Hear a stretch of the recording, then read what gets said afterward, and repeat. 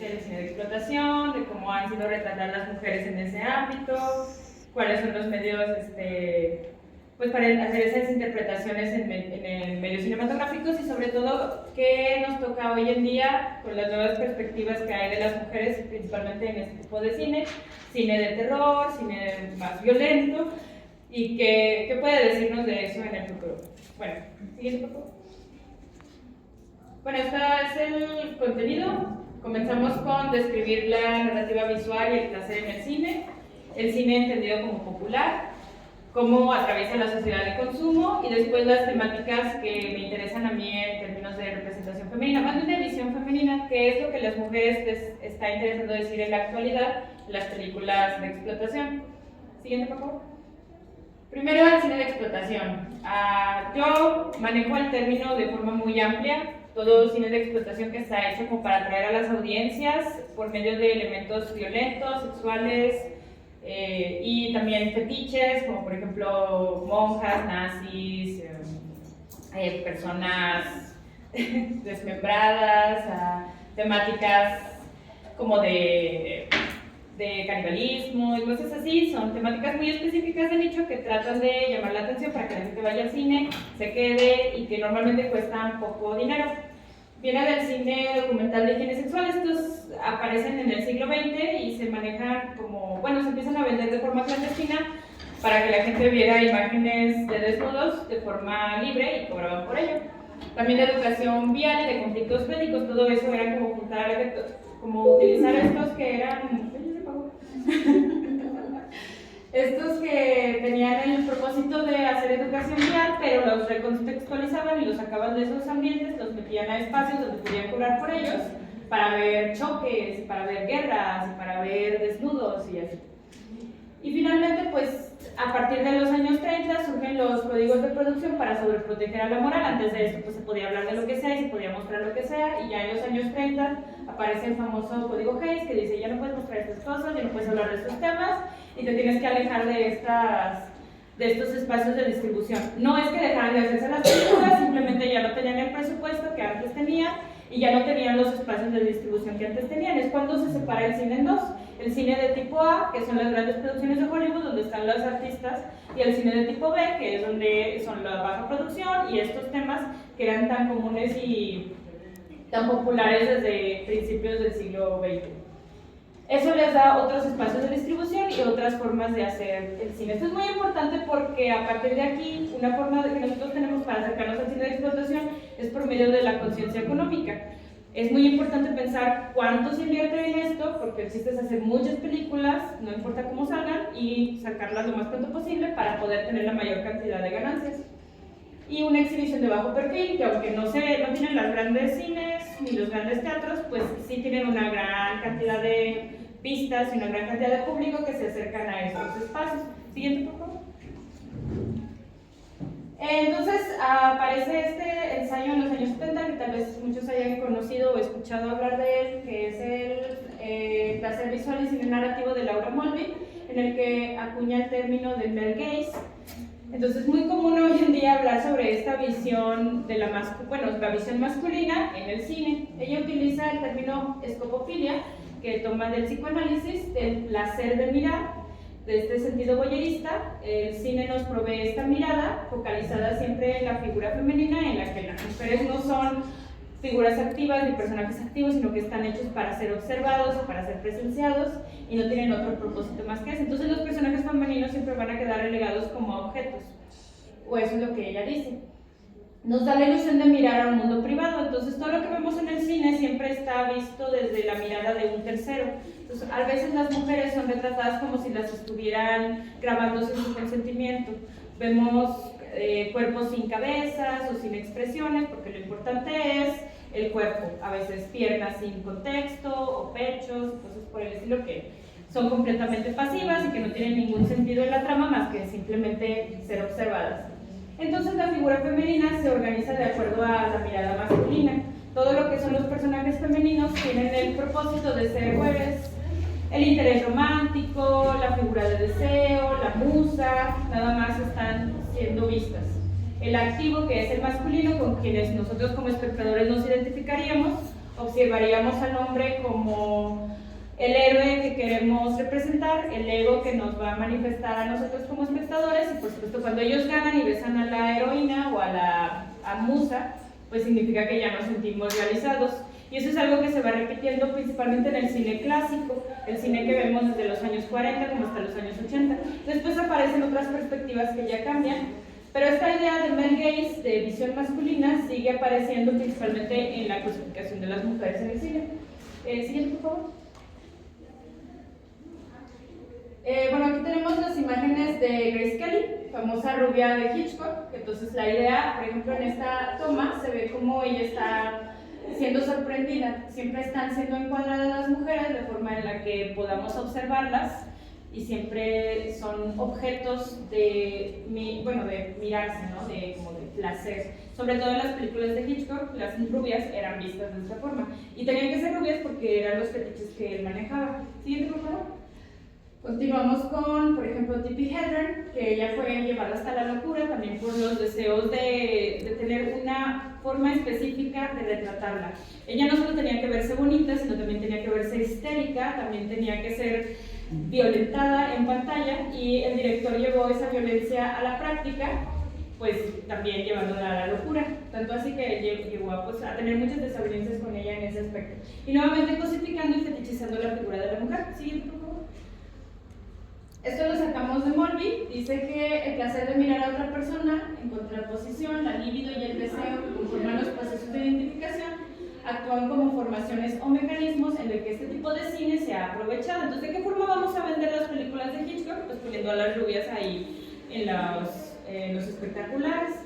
La imagen de la mujer es una materia prima para la mirada del hombre acerca aún más el argumento de la estructura de la representación, añadiendo un nuevo estrato que viene exigido por la ideología del orden patriarcal.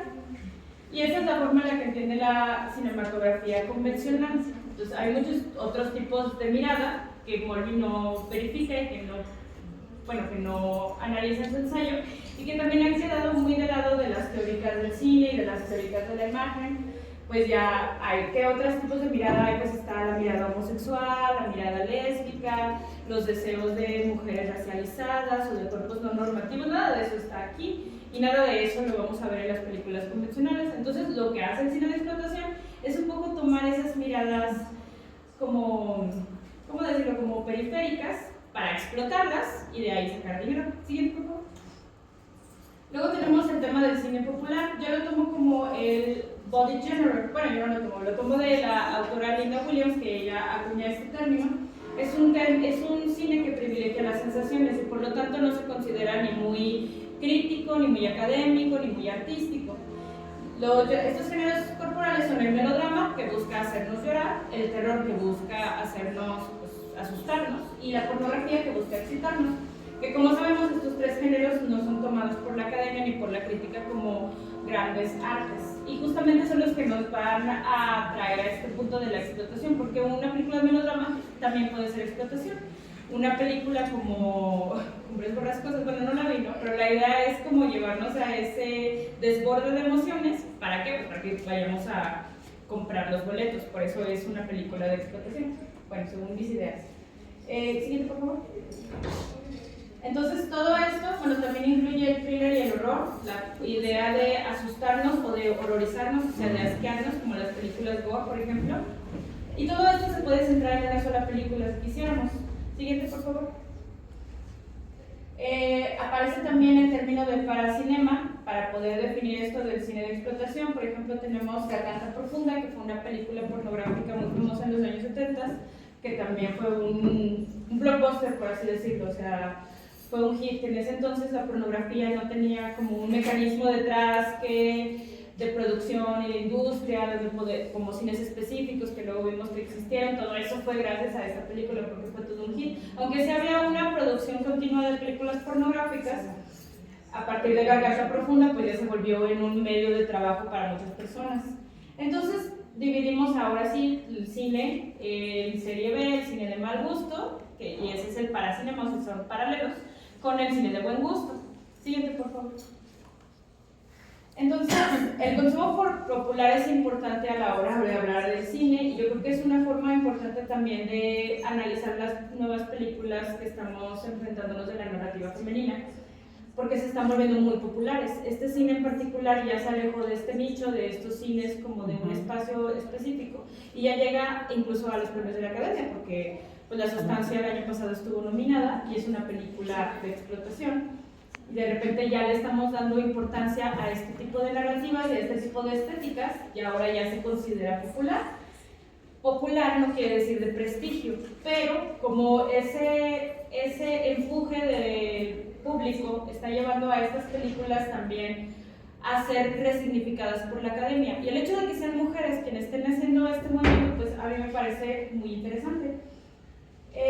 Bueno, también generamos una relación personal con el cine a partir de las cosas que vemos, así construimos nuestros discursos y pues de alguna manera también construimos nuestras relaciones. Muchas de estas violencias sistemáticas que vivimos pues las hemos visto reflejadas en el cine y uno de los grandes problemas que existe de eso es que nuestra experiencia como mujeres o como personas racializadas o como personas con ciertas características y opresiones sistemáticas no estamos representadas ahí. ¿Qué pasa con esas visiones, con esas miradas? ¿Qué ocurre con ellas? Pero luego ya vamos a ver la problemática que hay detrás de las películas que están siendo populares hoy en día.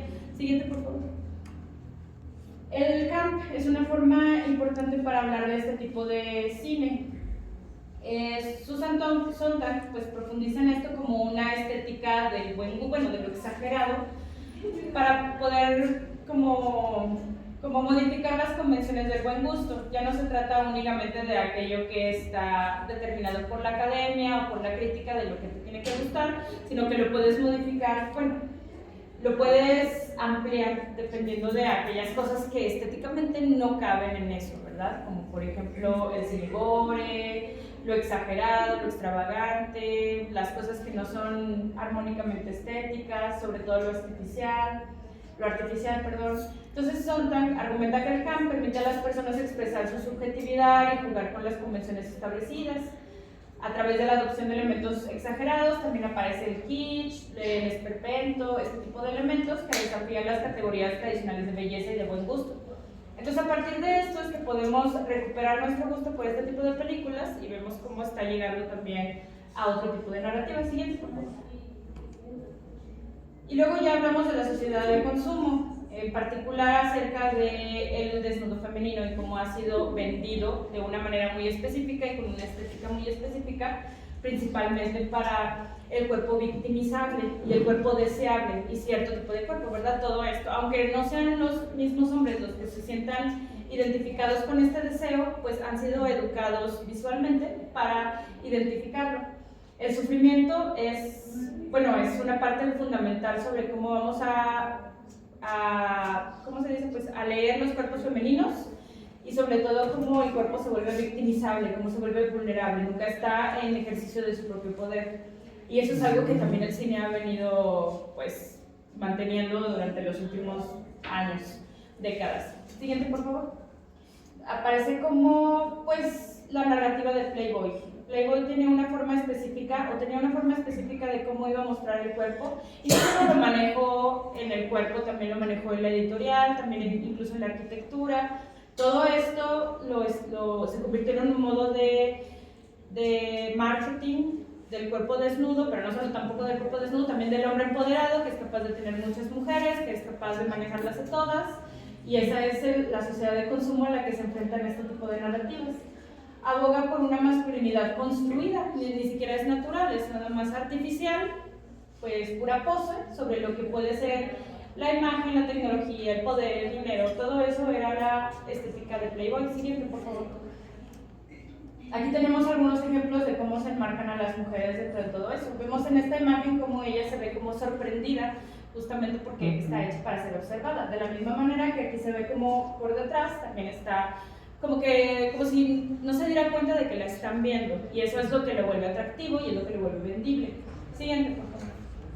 Tenemos más imágenes de la imagen de lo que es la estructura de Playboy. Primero que nada, el hombre que tiene el control sobre su dinero, sobre su imagen. Casualmente, él no tiene cara. ¿Por qué? Pues para que ellos puedan poner su cara ahí y puedan sentirse identificados. Y esta es la mansión de Playboy. Es como como una extensión de lo que era este barroco tipo Luis XV, es decir, tú tienes todo el poder y todo el control sobre estas formas. Siguiente, por favor.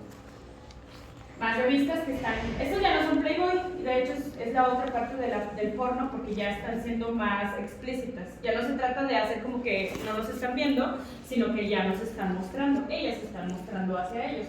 Siguiente, por favor. Luego como que me centré mucho en el porno.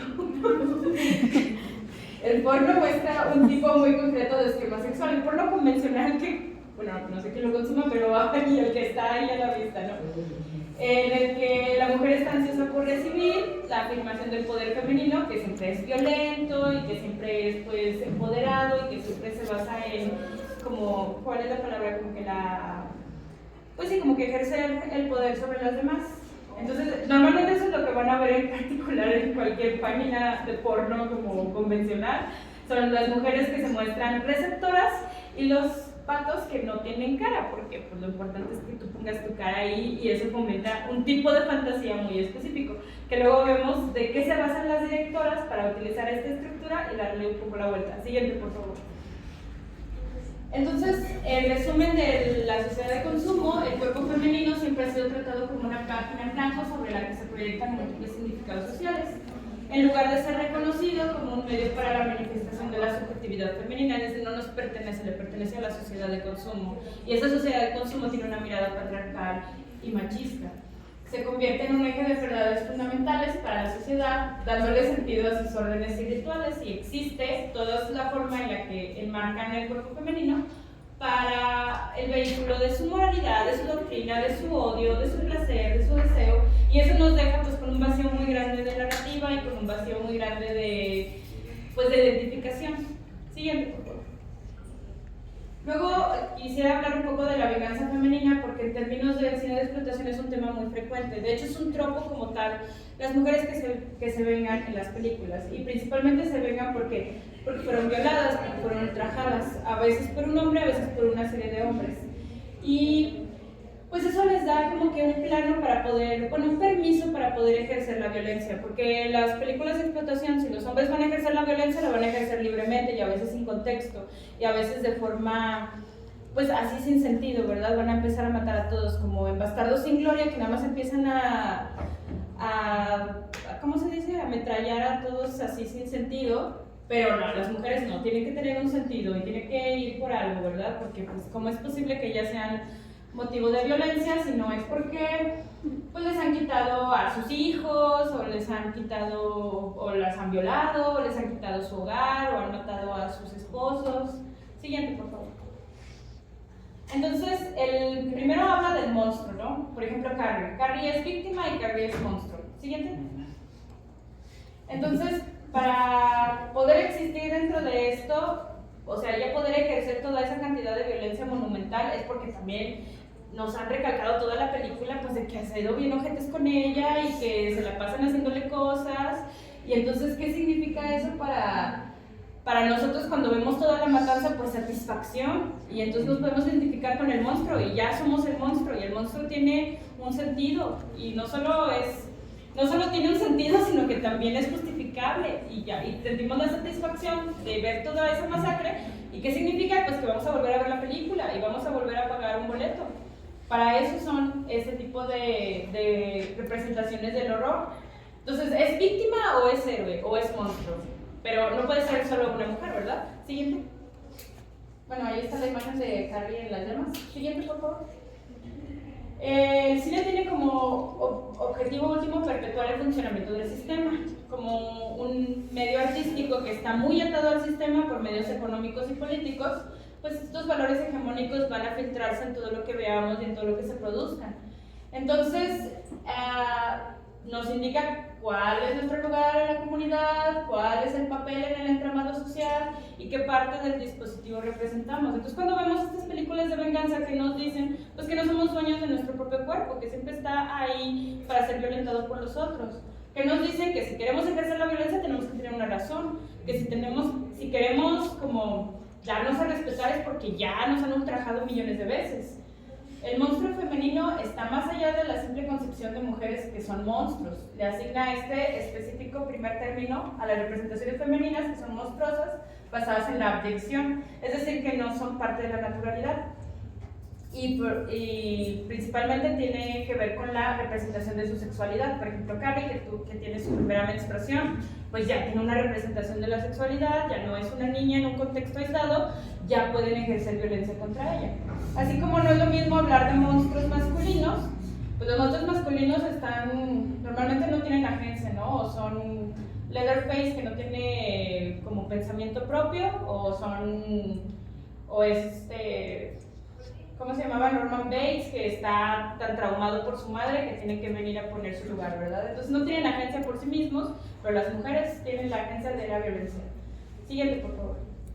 No, bueno, aquí está el ejemplo de Escupiré sobre tu tumba, que hicieron 3 películas de esa. ¿Y de qué trata? Pues de una mujer que es violada múltiples veces por un grupo de 6 vatos, entonces va uno por uno a matarlo de formas muy horribles. Y lo que tiene particular esta película es que fue muy gráfica en la expresión de la violación, entonces se volvió muy icónica por eso, o sea, se ve todo las cosas horribles que le hacen, para que luego cuando los maten de forma horrible, pues nosotros sintamos esa satisfacción. Entonces, fue tanto éxito que hasta hicieron 3, no sé si van a hacer más. Siguiente, por favor. Siguiente.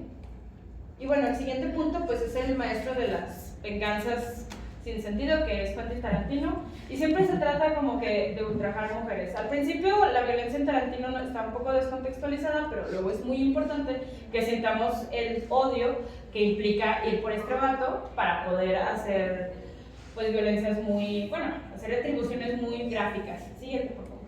Ahí tenemos las imágenes de cómo vamos a detenernos en cada uno de los golpes. Siguiente. Y vamos a ver también pues como que el tiro de gracia.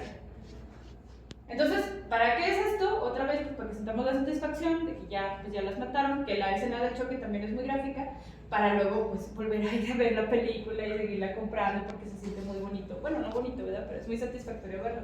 Siguiente. Siguiente.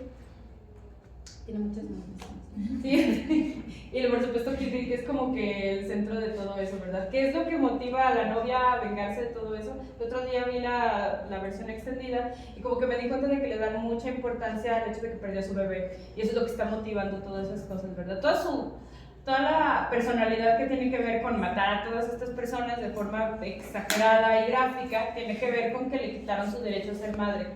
Y pues yo podría verlo como algo muy cliché si no es porque Uma Thurman participó en la escritura del personaje. Entonces ya no sé muy bien cómo me siento con esta película con respecto a eso. Puedo verla como una representación válida o como una forma de fetichizar la maternidad y seguir explotando esta idea de la venganza. Siguiente. Bueno, esa escena me gusta. Siguiente. Y luego ya pasamos con el problema del reconocimiento, que es a lo que va toda esta ponencia. ¿Qué hacemos con el discurso feminista? ¿Y qué está haciendo el cine de explotación con el discurso feminista? Ya lo habían comentado en la ponencia anterior, cómo toman todas estas luchas y las convierten en marketing y las convierten en modas. Entonces, toda esta película que veamos está impulsada por intereses comerciales y podríamos creer que ahorita pues está de moda la lucha feminista, entonces vamos a poner a las mujeres en el centro de las narrativas. Y esto pues nos ha dejado producciones cinematográficas muy buenas, pero también muchas muy problemáticas, también personajes femeninos fuertes, pero problemas con su presencia en los roles activos, y siempre está como que extraña esquizofrenia de decir qué tan dueñas somos de las máquinas que estamos representando. Siguiente, por favor. Bueno, yo tengo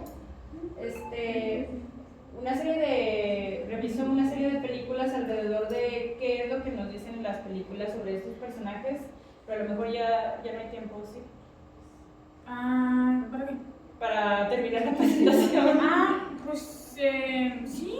Date. Sí. Yo dije que la va a dar. Bueno, pues partimos del famoso test de Bechdel, ¿verdad? Que sale de una historieta de Alison Bechdel que dice que para ver una película tiene que cumplir con 3 requisitos. Debe tener al menos 2 mujeres, con nombre como parte de los personajes, deben hablar entre sí y deben tener, y ese diálogo no debe tratar de hombres. Por sencillo que parezca, pues es muy difícil encontrar películas que cumplan con estos 3 requisitos. Esto no sirve como para fiscalizar todo el cine que veamos, sino como para darnos cuenta de qué tanta representación estamos consumiendo. qué tantas mujeres que realmente tengan una participación activa en la trama o que tengan una personalidad real, pues existen en las películas que vemos. Y entonces grandes películas que a lo mejor amamos y que hemos querido, pues no cumplen con estas características, pues es un punto de partida para ver qué consumimos y cómo lo hacemos, ¿verdad? No se trata de llevar esto al pie de la letra, pero luego muchos hombres se sintieron molestos por esto, porque decían que eso dejaba de lado muchas películas grandiosas, y bueno, nadie está diciendo que no las vean, ¿verdad? Siguiente, por favor. Esta es justamente la historieta, bueno, el cuadro del que se habla, en el que pues van a ver la película y le dice que tiene esta serie de reglas, y pues no he visto una película como desde el 79, la última película que vi fue Alien, porque las demás ya no cumplen con este tema. Y bueno, siguiente. La primera película de las que yo rescato es Ginger Snaps, esta es del año 2000. Y bueno, esta no fue dirigida por una mujer, pero sí fue escrita por una mujer, y me parece muy interesante porque antes de esto como que se hizo todo ese boom de figuras femeninas dentro del cine de horror y demás, como The Craft y ese tipo de películas. Y bueno, son dos hermanas que están como muy obsesionadas con la muerte. Una de ellas es mordida por un hombre lobo, o algo que creemos que es licántropo, y pues empieza a despertar su deseo por la sexualidad, algo que no le interesaba antes. Empieza a tener estos arranques violentos y es tarea de su hermana pues tratar de domarla, ¿no? Por así decirlo. Entonces lo que me pareció rescatable fue la relación entre las dos hermanas, que era algo que no estábamos acostumbrados a ver en el cine de explotación, la amistad femenina, la complicidad femenina, y pues ella siente como esta traición por su hermana, porque pues al principio ellas estaban muy unidas, de repente es mordida, se convierte en este ser licántropo y ahora solo le interesan los vatos, ¿no? Así que pues hay que ir tras ella. Siguiente, por favor. Ya de ahí pues está Jennifer's Body, que es del año 2009, pues es como una especie de monstruo femenino que también se está vengando porque la violaron, ¿verdad? Pero lo hace en sus propios términos, me refiero estéticamente, o sea, visualmente cambia un poco la vista porque no vemos la violación y tampoco vamos a tomarnos la molestia de observar a Megan Fox como si fuera este objeto de deseo. De hecho, aquellos que la ven como un objeto de deseo en la película pues son devorados, y básicamente se aprovecha de eso para poder atacarlos. Entonces es como darle la vuelta a ese tropo de la venganza, pues no de la violencia, pero también la violencia ejercida pues desde el deseo. Lo que pasa con ella, la que se convierte en este demonio, porque se supone que iban a ofrecer una virgen, pero ella no era virgen. Entonces ahí es donde la dinámica se vuelve más interesante. A esta película le fue muy mal por eso, porque se la vendieron como que iba a ser una cosa sexual para muchachillos calientes, y pues no había nada de eso, era para las chicas, para quienes estaba hecho. Y ya ha sido reconfigurada ya en los últimos años. Siguiente, por favor.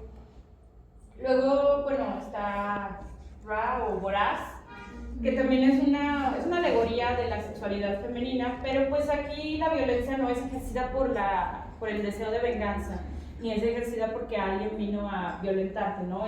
Sino que es motivada por su deseo de explorar su sexualidad, aquí enmarcado por el canibalismo.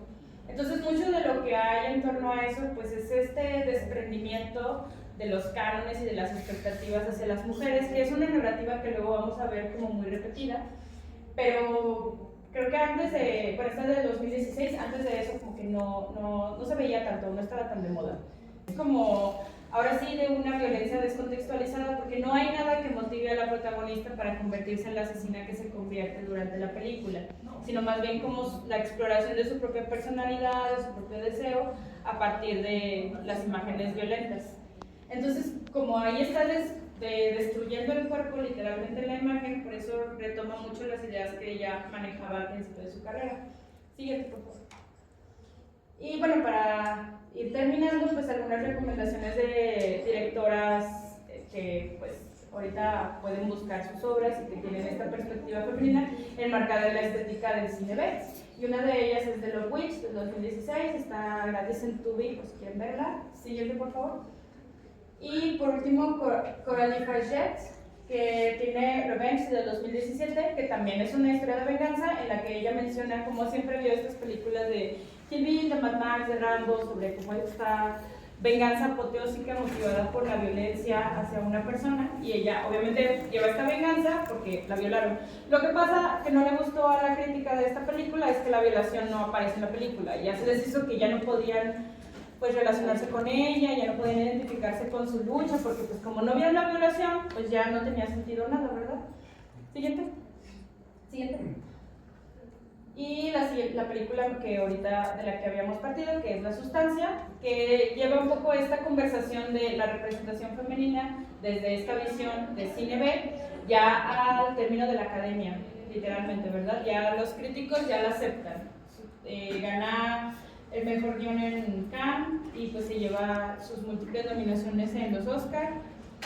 Entonces es como la aceptación de que sí existen estos discursos y sí los vamos a aceptar y demás. Lo que me parece interesante de esta película es cómo toma la misma estética que habíamos visto de observar a las mujeres, pero como que le da un giro y de repente se trata más de observarlas no para desearlas, sino un poco para temer por ellas, ¿no? De cómo el cuerpo se convierte en tu propio enemigo, incluso el cuerpo deseable, el cuerpo bello, pues se convierte en un poco de eso. Y pues sería todo de mi parte, aún quedan unas imágenes, pero pues ya sería repetir lo mismo, entonces sería como